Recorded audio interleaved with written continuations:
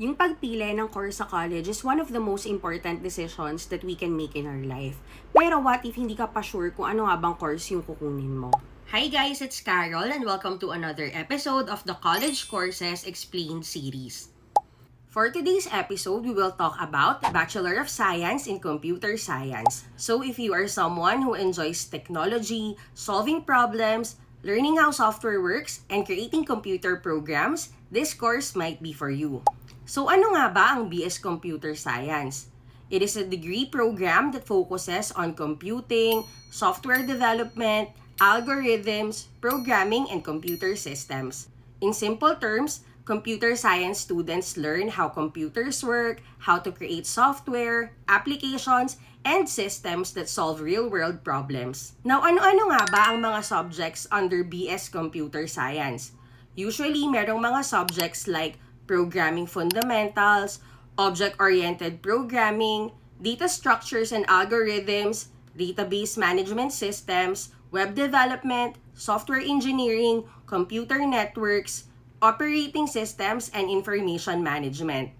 As you can see, it's a combination of programming, mathematics, logic, and computer-related subjects. Now, ano-ano nga ba yung mga skills na madedevelop mo if you are a BS Computer Science student? You will develop programming skills, problem-solving abilities, logical thinking, analytical skills, system design skills, and the ability to develop software solutions. Because of this, being curious, detail-oriented, patient, and willing to continuously learn new technologies is very important. Now, let's talk about career opportunities.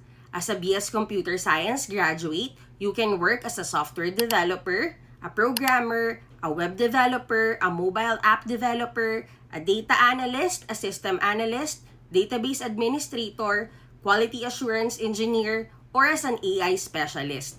You can work in technology companies, software development firms, banks and financial institutions, government agencies, telecommunication companies, BPO companies, startups, and even international technology companies. Now, when it comes to salary, it will always depend on the company, its location, your position, and your level of experience. But generally, fresh graduates in computer science may earn around 20 to 35,000 per month.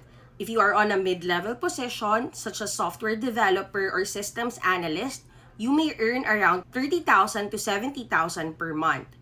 For experienced professionals naman or those working for international companies, salaries can even exceed 100,000 per month. Now, sino-sino ba yung bagay sa BS Computer Science?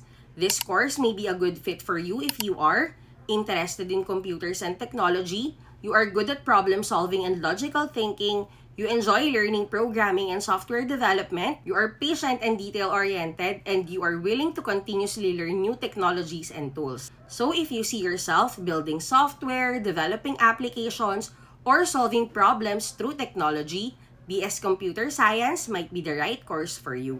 So that is Bachelor of Science in Computer Science explained in simple terms. If you found this helpful, let me know in the comments what course you want me to cover next. Thank you so much for watching, and I hope you follow me for more episodes of College Courses Explained.